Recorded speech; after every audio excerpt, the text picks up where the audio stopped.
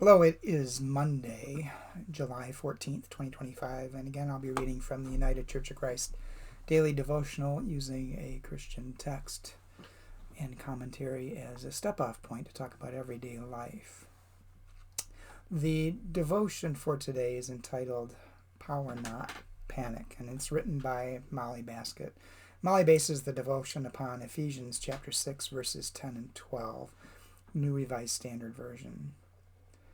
Be strong in the Lord and in the strength of God's power, for our struggle is not against blood and flesh, but against the rulers, against the authorities, against the cosmic powers of this present shadow, against the spiritual forces of evil in heavenly places. And then Molly writes, I saw my pastor friend at a denominational gathering and made a beeline for him. You have so many immigrants in your church and run so many programs to serve them. Is everyone over there freaking out at the ICE raids and the deportations? My friend broke into a smile. Power, not panic, is what we believe in.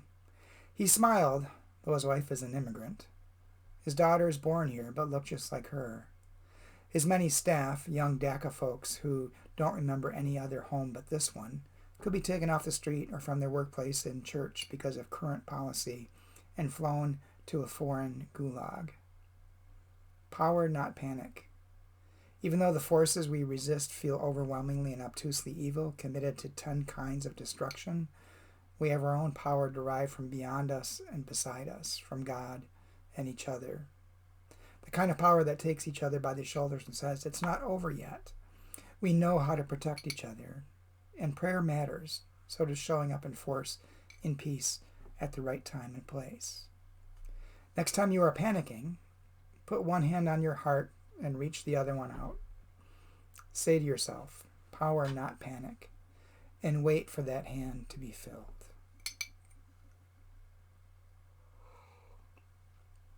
And Molly's prayer. We're living through evil times, and it's hard not to panic sometimes, God. Fill me with a sense of your power, greater than every individual terror that assaults us. A few things that went through my mind as I was reading this is concepts of God, understanding if there is a God, what it means, and where I'm at, I think currently is God exists in the relationships between us, that it isn't a person, it isn't a being, but it's a relationship that we have between us. And between us and creation as well. And it's remembering that we are in relationship with one another, that we have relationship is where we find power. When we think we're alone, when we think that there are forces against us or against good, we have to remember our relationships and lean into those relationships to find a way to move forward and be together in this world and find the strength in one another. And I think she kind of touches on some of that. So when she talks about we know how to protect each other, prayer matters, so does showing up in force and peace at the right time and place. And again, that's related to relationships between people. Understanding that we are in this together and we find strength in numbers, not in our individuality.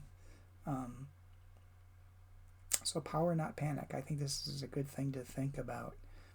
It's hard to think about because there's just so much evil going on right now, disguised as, I don't know what, patriotism, whatever, and it's just flat out evil. And we need to come together and resist it in any way we can. And I don't want to put pressure on anyone because, I mean, resistance comes in all sorts of forms and there's all kinds of things people can do. Just find your group and work with them and do what you can in the community where you are, even if it's just locally. Be a force for good. Understand relationships and lean into them. So I hope that gives you something to think about today, and hope to talk to you again soon.